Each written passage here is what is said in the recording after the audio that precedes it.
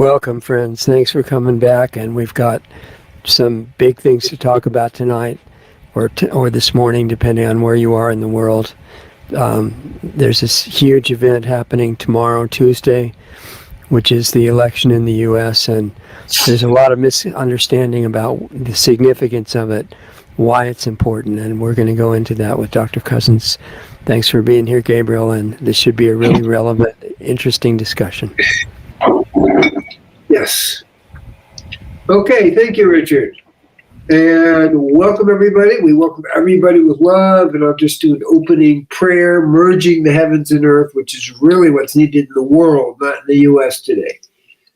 Hashem Yikud, Kudashu, Bihim, Ushidate, Bi'ilo, Hilo, Layahad, Shem Yuke, Bavavke, Biyuda, Shalem, Kol Israel.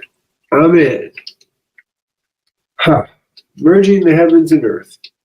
So that's what we're going to try and do here. But before we do that, we're going to do a little dance to get the spirits of joy going, because there's a wide range of people having feelings, positive or negative. But when we dance their spirits of joy, it's easy to forget all that. So let's do that. And we'll take a minute or two for meditation.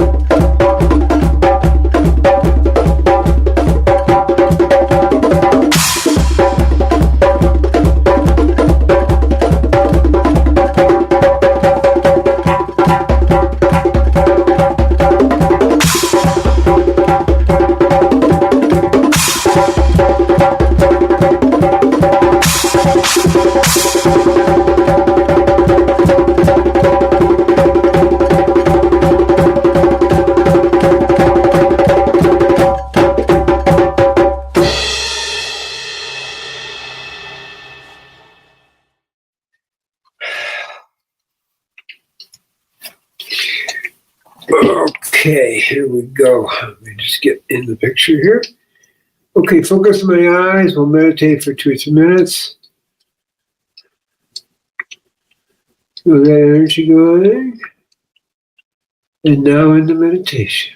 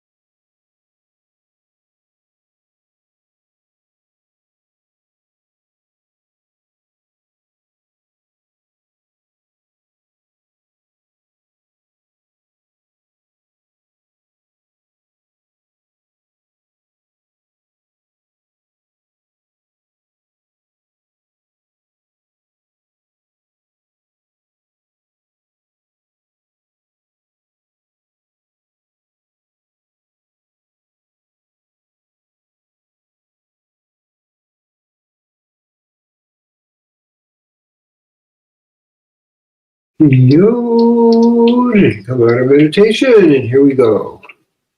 So what we're going to talk about today, the elections are symbolic of that. We have division around the world. We have energies coming out of the planet that are making us polarize with each other. We have issues in the Middle East. We have issues with Ukraine and Russia. There's over 110 different countries having semi or full civil wars. The world is an energy of negativity. That's what we're talking about. So we have to be aware it isn't just in the United States, but the United States is, kind of a leadership in the division. Now, it's hard for me in a certain way to hear the polarity. It's like we're all working together. But you see families arguing and not talking to each other. We have all kinds of things happening like that. Like, this is not the point. You want to keep your family unity. You want to keep your relationship. And people, there's a lot of confusion. I'll put it that way. Now, it's in a sense highlighted by, and tomorrow's the election, so I'm mentioning that, highlighted by the election, okay? But the issues go far deeper than that, okay? We need to understand that. And so on one hand, you have Kamala Harris and the Democratic Party, and they represent, let's say, a little, and I use the word represent, okay? The work of over 100 years of the communist leftist movement, that in the 1920s they came here with the intent to take over all the systems, educational, this, that, all the systems. And they have done that. They have done that. And they've been actually very successful in their plans. And here we are. Kamala Harris, whose father is a communist, who herself is a communist, and from when I lived in California, she was playing that role as an extreme, they call leftist, but what really honestly is, she is a communist, her father's a communist, and and this all comes, I've got 100 years of this stuff going on. Game plan, okay, that we're talking about, coming out of the Frankfurt kind of brain trust of spreading communism to the world, and particularly U.S. U.S. is seen by the world, communists, as the biggest problem they face. Now, Mao, okay, he's not alive anymore, Chairman Mao, talked about the big goal in China was to defeat America. The recent generals and leadership in China have said basically the same thing. When we take it to full extent, which I don't believe it's going to get to, but a variety of people talk about it, we're talking about the invasion of a weakened, confused, divided America by the Chinese, a little bit from the Russians from the north, and taking over, killing most of the people. This is kind of the game plan that's in written game plan, okay? It's not like fantasy. And we have the rich agricultural land, which China doesn't really have, okay? Russia does, but China doesn't. And literally killing most of the people. China has no problem doing that. We need to understand that in Mao's reign, we may talk about the accumulation of maybe 100 million people killed. Okay, that's a lot of people. So they have no problem with that, okay?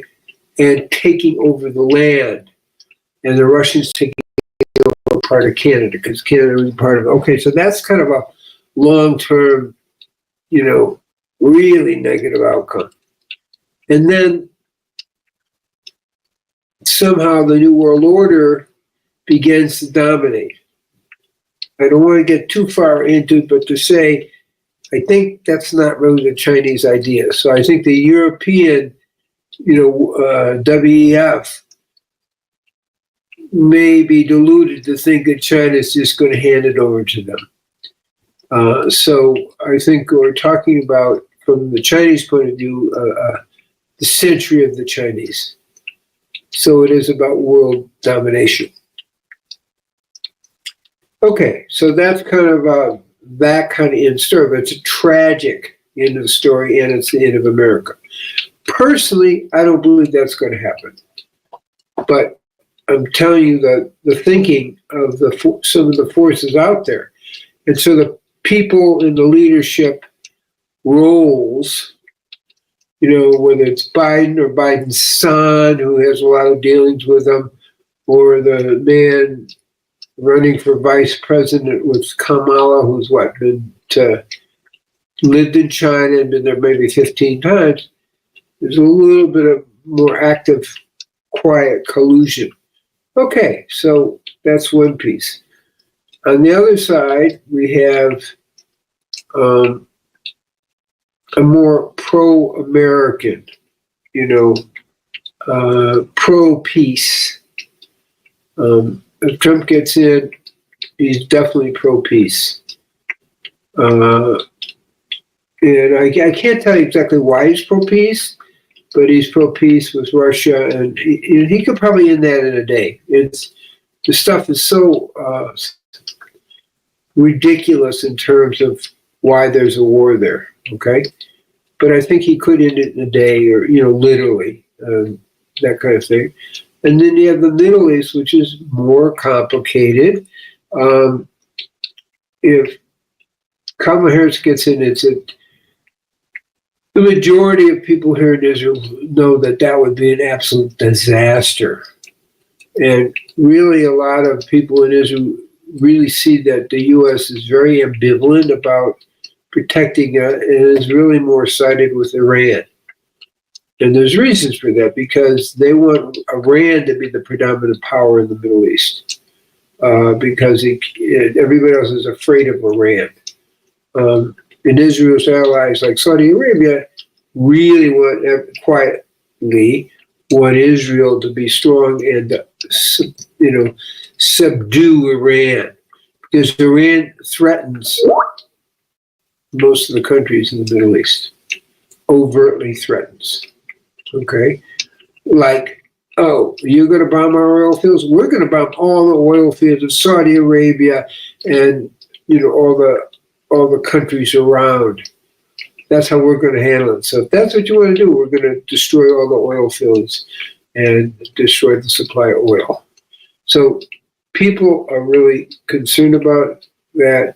And then we have the Sunni Shiite thing, and Iranians are Shiites, and there's a constant tension, I would say much stronger than the anti-Israeli feeling, even from Hamas and Hezbollah. The Shiite Sunni thing's going on for hundreds of years, and it's a very real thing. Okay, so all these things are in motion, and the wars that are going on here are kind of reflected of some of that. Okay, so I'm not going to deal too much with the Arab-Israeli issues for the people living in Palestine, and how their hatred and their desire to destroy Israel and to start out in Jordan and Egypt and Iran to destroy Israel, because that's very overt. There's no secret about it. But that's kind of a smaller battle than the bigger battles. So that takes us back to the election in the U.S. So people seem pretty confused Is this a women's issue? Is it a black-white issue? Male-female issue? And none of those are the issues. We are looking, they're sub-issues. The big issue is what I'm really talking about is the danger of America falling. And that's, a scenario that's pretty well written out. It's been a 100-year effort to do that. And that's the last bastion of freedom in the world. So that would turn America into a dictatorship pretty overtly. But the big problem is it would be a dictatorship that would guide the downfall of America. It's like when Biden got in, he cut off all the oil supplies and all that in America so it would become dependent on other countries. Okay, that's just an example of that. So we have a game plan to destroy America from the inside. That's been going on.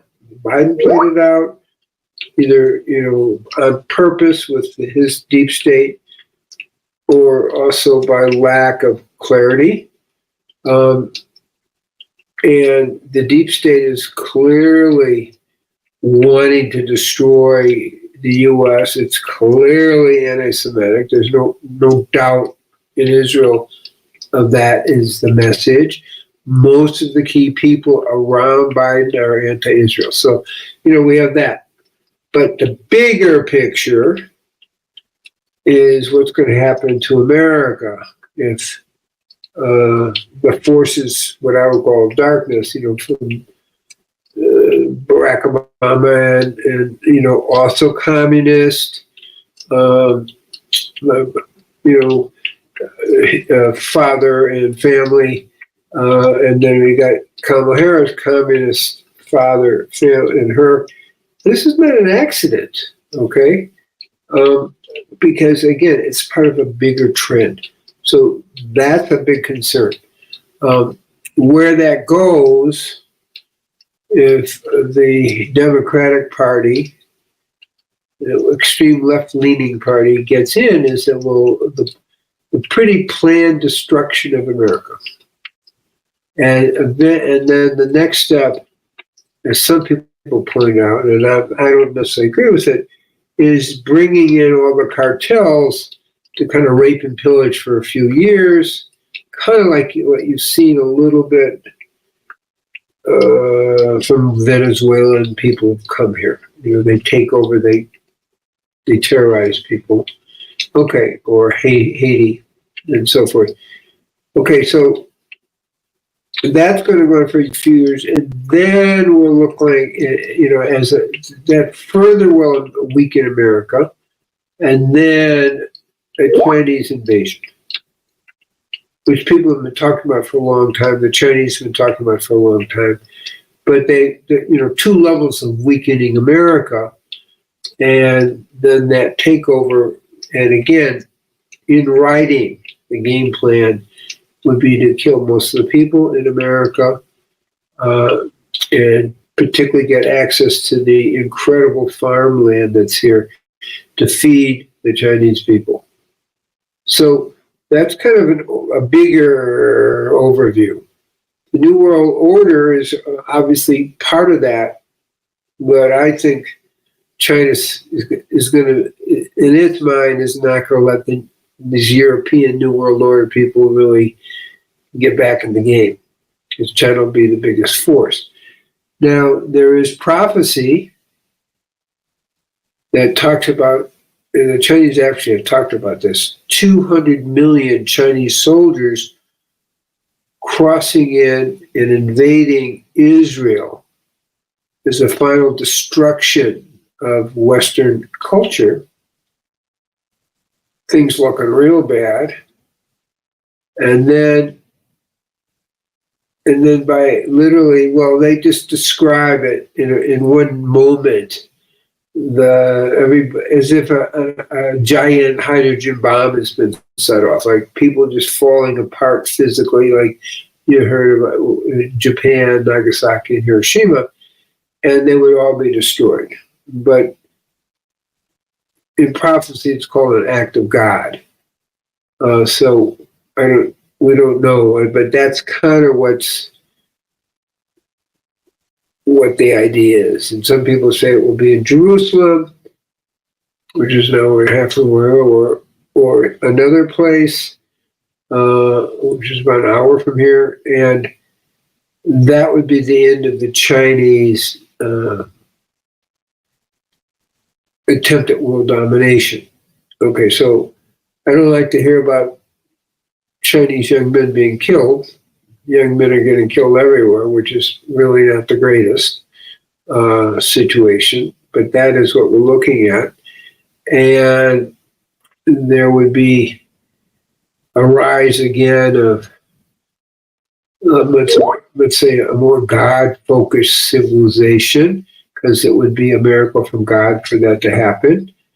And then you have the building of the temple, and third temple, and then you have to deal with the Antichrist issue. So it goes on and on, but then the corner gets turned in a football term, and then there is 1,000 years of peace. So it's really all good in the long term. In the short term, I just want you to see it's far more than, Biden versus Harris, as if there's what we're talking about. Harris is incidental, and really the truth is Biden's incidental. I mean, not Biden, Trump is incidental in a way, but they represent directions. So this is a bifurcation point. If Trump gets in, we're looking at, more immediately world peace, because that's a big thing for him, and abundance, and particularly in the Middle East. I think we'll have peace very quickly in the Middle East. Also, I think he'll end the war in, Russia and NATO really is what we're talking about. And, there'll be a level of world peace that will be very, very nice to see. Now, I don't know what comes after that, but I think that's what we're looking at. And the other one will be more actively into war. If I can kind of say from a distance, the Democrats are in a big hurry for war and nuclear war. I don't know what's motivating people, but what I hear over the kind of news where they're interviewing people who are insiders in the Democratic Party, it's like they're really hawks. They really want war. And so versus the idea of a Trump-like figure creating world peace, which is what I strongly feel that's what he wants to do. The idea, and the other thing that's been amazing to me, which I don't want to deal with too much, is that the name calling is just outrageous. Calling Trump a Nazi is an absurd comment when you look at the Biden regime, which has put so many of the Trump supporters and the people of January 6th in jail and really been very, very hard, excessively hard on them. That's fascism. So we're living under active fascism right now. The question is, can we blow our way out of it? And even then, we're going to be able to assert a more democratic republic versus the harsh fascistic public. Because really, and I think some of the Trump people say is, if Biden gets in, they're all in trouble. They're all on the way to jail, because that's how fascism works. So we do have a fascist government going on. It's just not, it's getting more obvious at this point. So we have really choices. We have, fascist versus kind of more open kind of government in the U.S. and world peace or world war and domination. Israel, the ambassador of Israel, from U.S. to Israel, Ron Friedlander, points out in a certain way, for Israel, it doesn't matter. Israel will do well anyway. Obviously, much more difficult under a Biden, under a Harris system. But Israel will still prevail because it's a divine type of mission and gifted that way. But it will be very bad for the U.S. Those who curse me will be cursed. Those who bless me will be blessed. This is what we're talking about. So U.S., if Harris gets in, we'll start having really, really difficulties, that are being more supernatural. So that's kind of an overview. It isn't just this personality versus that personality, and she's, giggles and can't talk, and, obviously is not exactly an intellectual in the picture where you have Trump as a strong, articulate person. It isn't about that. There are much bigger issues going on. So I'm going to just ask Richard. I left a few openings for you to talk, Richard. A few points for you to talk about that we mentioned. So if you want to, please. You brought up so many important things, Gabriel. I think one of the first ones with this multi-generational takeover of the U.S., one of the things that's been subverted is the educational system. And as a result of that, I think people throw around these words like communist and socialist and fascist, and they don't really understand what they mean. So for socialism and communism to take over countries, which they've done over and over again, there has to be an actual appeal. And why don't you let people know what is socialism and communism, and why does it look attractive, and what's wrong with that? So one of the things we're seeing, and I talked to some school teachers, I'm not sure, because I have different internet things I do, and they're saying even in the training, communism is heavily pushed. So I want you to say that even the teacher training, we're getting that. So the socialism, communism are continual. And if we see socialism as we're seeing it here, not in terms of Sweden and Finland, which are kind of welfare states. But as we're talking about here, or here meaning the U.S., there's a close continuum. So socialism is power to the government. Communism is more power to the government with even a small elite controlling things. Socialism, there's a little bit of democracy left. So it's the government having all the power, big government, and big bureaucracy making decisions over people's lives, rather than the original Declaration of Independence, where it's about people being independent. And I gave it broad strokes because they're different kind of ideas. This is going to help people. Everybody will get fed Medicare and so forth. But if you really look at the results, 100 million people, 80 to 100 million people die in China. I don't know how many people died when communism took over, maybe 40 million in Russia, 3 million in Cambodia. It's not really a great outcome because they kill a lot of people. And it brings a kind of poverty, except for the elite in the Communist Party in the different places. So one says individualism, capitalism, work hard, things happen in a good way, relatively speaking. The other one is, collectivism, but not exactly collectivism. It's a collective where you have the leadership making the decisions for the collective.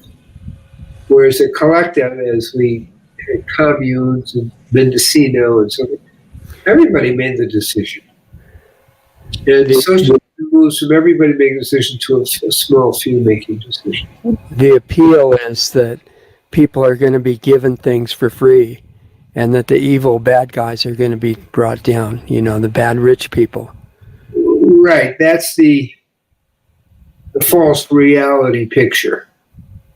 You don't get things for free. You get them at the cost of your life. Why not? Why can't the government give us everything and all the money for free? Because it doesn't have the resources to do it. They don't have it. They don't have it. They don't have the resources. All they can do is steal it from one person. It's a big lie, is what it is. They can steal it from one group and give it to another one. Yeah, but how long does that last? How long does it last in Venezuela? How long does it last in Nicaragua? The models aren't really great outcomes. How long does it look in Communist China? They're having big economic difficulties. That's partly why they want to invade the U.S. Their game plan is to invade around 2028. That's like 3 years from now. Right. If this goes on, this is what their game. It was at the end of the 21st century, but they've revised it a few times, and now we're looking at 2030, but then 2028. If things keep going, if the Democrats win, I'm not going to say Kamala because she's really not in charge, but if the Democrats win, it will accelerate the demise of America and the invasion by China. She's talking about controlling prices to force things to be affordable. Yeah, but that doesn't work. It's never worked historically. What happens when you control prices? Well, theoretically, the prices won't go up. But what happens is people stop producing because there's no profit in it. Exactly. And things get scarce. So a black market develops so you can get goods. Right. And the inflation is making it impossible for people to afford things, which is why Harris is offering free price controls. But nobody. It's clear where the inflation is coming from. Yeah, I don't know it's from printing more. The government's printing lots of extra money, but I don't know how to put it. I'm trying to think of the right terms. Whether people believe that you're just going to get free goodies. I don't know. I don't know if people are that naive in the United States. You can tell me from your impression. Well, people have no idea what's happening as a rule. But, the government, for example, has given away the money system to a private group. The government no longer issues the money at all. There's a private banking cartel called the Federal Reserve, which is not part of the federal government. And they have the sole monopolistic license to issue pieces of paper and credits on computers and call it money, and make the money for themselves and for their cartel, and issue debt to the rest of the people and the government. So most of the money right now that is running the country in America is coming from debt from either the Federal Reserve or from foreign countries like China. And the income tax is not the source of the money. That's being used to control people, right? But when you issue more and more money and the ratio of the money to the goods in circulation goes up, the price of everything goes up. And the only way to stop that is produce more and issue less money. And one way to control the issue of money is to back it by something solid. And in the Constitution, it's supposed to be silver and gold. Right.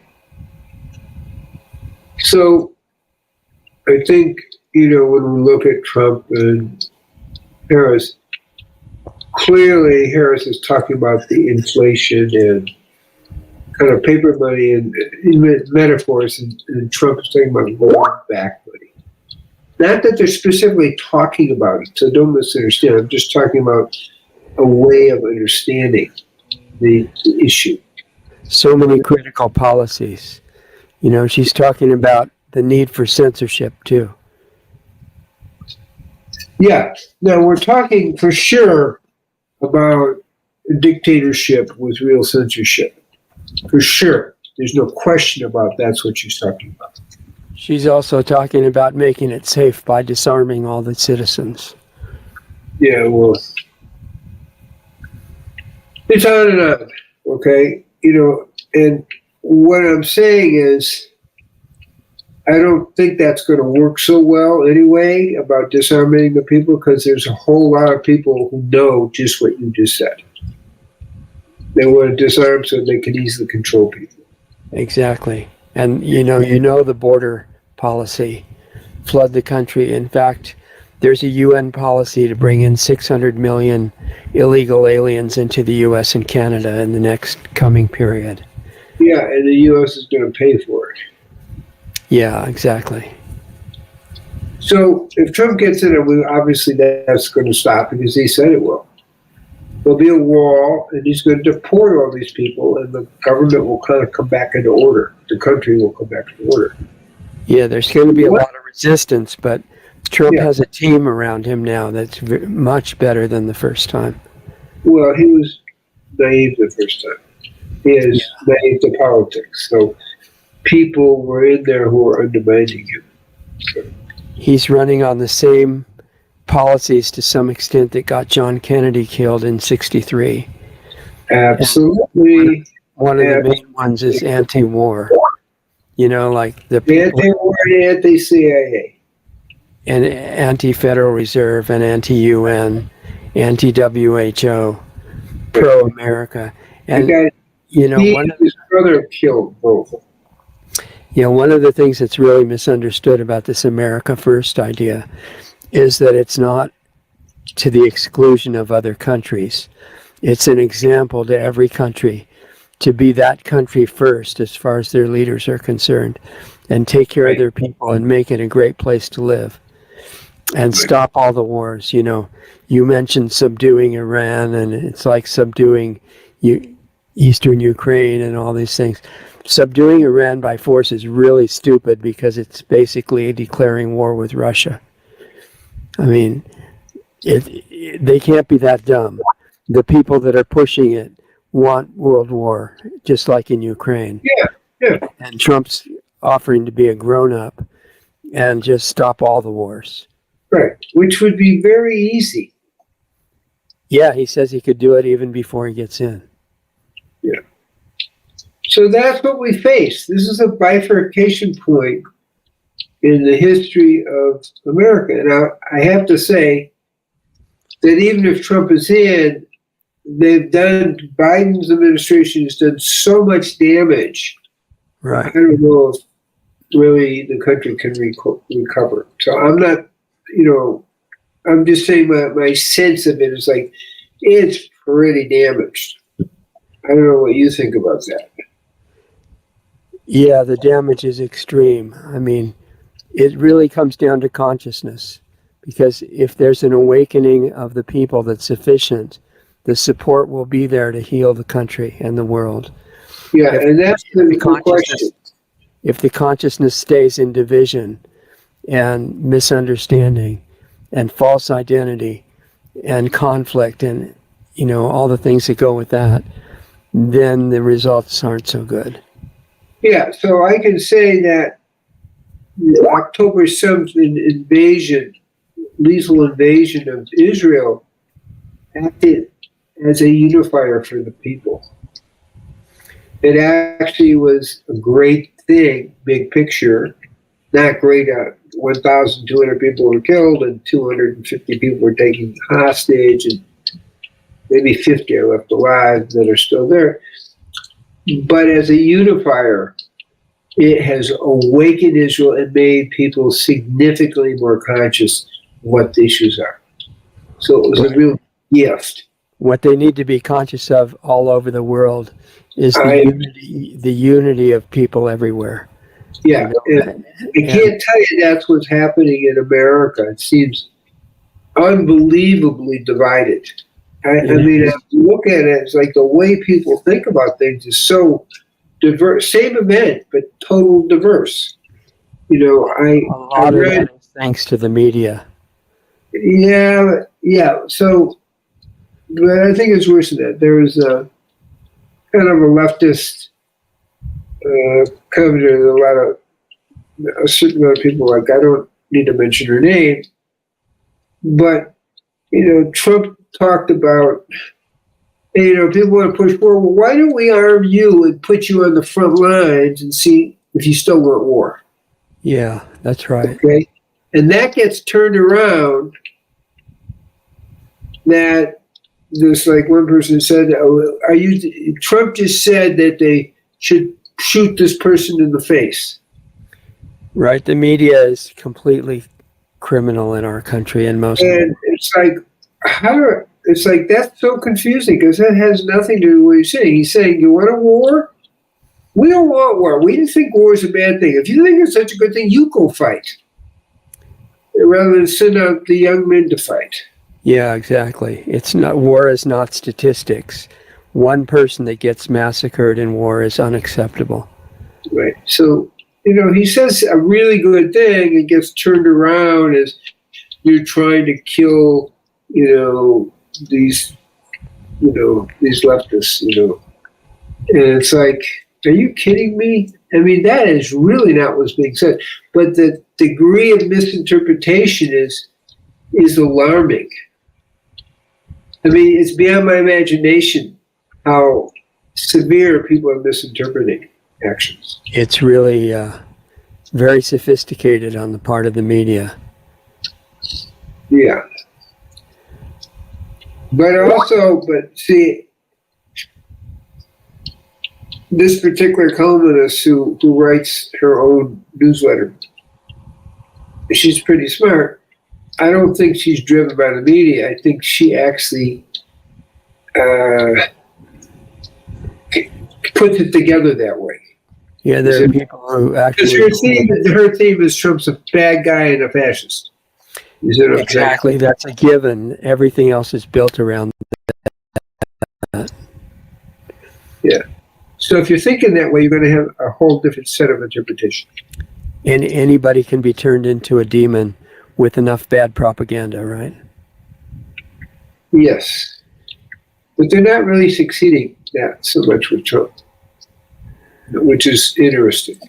It's not really working because most people don't trust the basic media anymore. Yeah, that's right. I think, and what you're saying in reality, Trump is going to win in a landslide. But what the bad guys are thinking is just to announce that Harris won anyway. Yeah, we'll see what happens. I mean, it's tomorrow, and then this is good. I mean, they had paper ballots. It's done by 10 o'clock at night. Done. You count the ballots. What is the big deal? You have to have these machines, and it takes you 2 weeks to figure this out. It's a joke.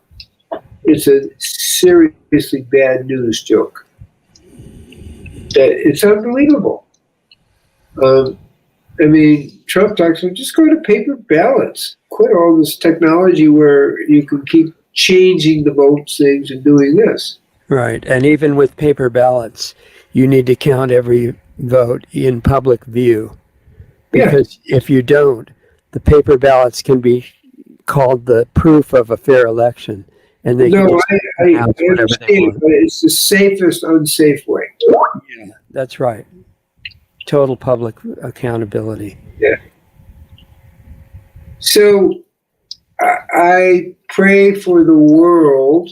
I pray for the United States that people wake up somehow in time, and it could be that though the Republicans will win the election, and then the Democrats will try to undermine everything, and that may wake a lot of people up.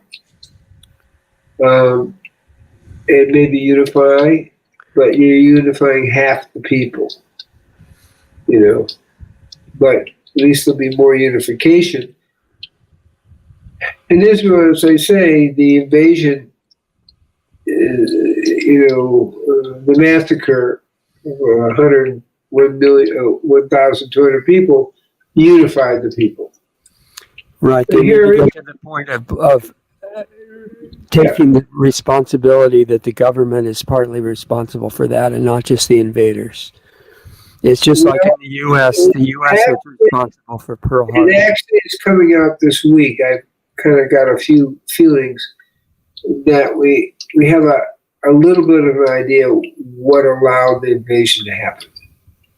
And I'll just say, because it's not as clear, it's kind of vague, that it was in the collusion of some of the generals who were trying to undermine, the Netanyahu. It's a simple summary, but it's more complex than this. One guy comes in and as an army, and he takes away certain things so they can't sound the alarm, to send people to help out, which allows that to happen. And it's not one guy. There's a deliberate ignoring of the 8 women said, "Look, they're invading." Oh no, you don't know what you're talking about. The system has to support it, or it wouldn't happen. They wouldn't have a 7-hour stand down with the government. Yeah, that's what we're specifically talking about. The group of generals who are trying to overthrow Netanyahu, made some choices. I think Netanyahu is not a peace president. He actually turned it into his benefit for more power. Yes, I understand that. I'm just saying what allowed that to happen was some collusion there. And now it's starting to come out that people, with names. Yeah, Netanyahu could have been talking about it within a few minutes of the invasion. Yeah, but it wasn't the right time. Now is more the right time because the wars are close to being won. Before it would have been. They need to do it before some really foolish person starts a big war against Iran and Russia. Yeah. So that's what's going on. And our job is to meditate and be at peace. And that's why we do the peace meditation on Sunday evening starting around 6:20. Because we have to change the consciousness. Because this is a problem of consciousness. And so we have to change the consciousness. And we do that by meditation and prayer. That's the only way that makes any sense. Of course, when you pray and meditate, you change the world mind more towards peace, and then people generally are willing to be more peaceful with it. That's right. Now, if that's the main object, which I agree with, why should anybody bother to cast a physical vote? Thank you. Because you have to combine the heavens and earth. My opening prayer is merging the heavens and earth. So the heavens can't just stay in the heavens. They need to come down and spiritualize the earth. So if you choose not to vote, which is, in my opinion, I've already voted actually, but in my opinion, is neglecting your duty as a citizen and as a human being, because we are talking about a nodal point in the history of the world. Everyone needs to show up to participate in defending life, liberty, and the pursuit of happiness. So it's not only a citizen's duty, but if you really care about life on the planet and life for yourself and for your children and grandchildren, you want to vote to keep, obviously, the way I've been saying, to keep Trump in power and to keep Trump in power more, at least as a president, and not allow the dark forces to overcome. That's why you need to vote. It's really important that people vote. A person says, I'm just one person. Election is never decided by one vote. Why does it matter if I do it? It's one person and then another person and another person until we have millions of one persons voting and they tip the scales. That's how a republic is set up. Right. So one person counts, and then millions of one persons are what makes the decision, or what is part of what makes the decision. So this is part of the symbolizes why does it matter what your physical actions might be? It matters hugely because that is how heaven and earth come together. Right. You have to have physical actions on earth to keep creating the heaven. Otherwise, you don't act and the forces of hell take over, which is what we're talking about in more religious terms. Yeah, I realize that your prayer, which I think was in Hebrew, right? Yes. Merge the heavens and earth. Yes. That's the whole point of everything. You know, it's not some symbolic, religious, esoteric point. It's that who we really are is reflected by where we came from and where we're going home to. And we're here for a short time in physical form. And we have the opportunity, among all the other things going on, to bring the real nature of our essence into physical interaction in the world. And if we don't do that, to grow spiritually, when you vote, you're doing a spiritual action. Right, exactly. And if we neglect that, the dream of earth life becomes a nightmare. So It's time to reverse that right now before it goes too much farther. Well said. So I realize it's a little late, so I just want to bless you, Richard, and bless you for healing going on for you, and bless you, Doug, and bless all the listeners that we are able to focus our life energies to uplifting all of humanity, and that way also uplifting ourselves to a higher plane, particularly starting tomorrow with the election. Peace be with you, and thank you, Doug, thank you, Richard, because you're really both great, so I appreciate it. Excellent presentation, Gabriel, and I would just, in closing, encourage everybody, as Gabriel said, even though you're only one person, your physical actions are symbolic, and they have an energy component, and they affect everybody else. So what happens tomorrow on Tuesday in America is significant for the world. And no, it's not perfect, and Trump has made huge mistakes. He was lied to, and he couldn't imagine that vaccines didn't save the world, on and on. But the choice tomorrow is so graphic and so dramatic that it's really important, since it's clear that the power structure wants to falsify the election. The only option to that is to overwhelm it with the whole public supporting the regime that would openly promote peace in the world. Peace and a normal closed border that every country needs. So many other things. Now they're talking about, with Robert Kennedy, getting rid of the corruption in the food system and agriculture, getting rid of the poison in the food. Trump has come out promising to avoid CBDCs and the disaster of central bank digital currency from the Federal Reserve. So many other things. It's really clear. So be an example in everything that you do, including supporting what's right in the country and goodwill toward everybody, including the people that you don't agree with. So remember Dr. Cousens' programs at treeoflife.mn.co and drcousens.com. And we're still holding out at Planetary Healing Club, planetaryhealingclub.com.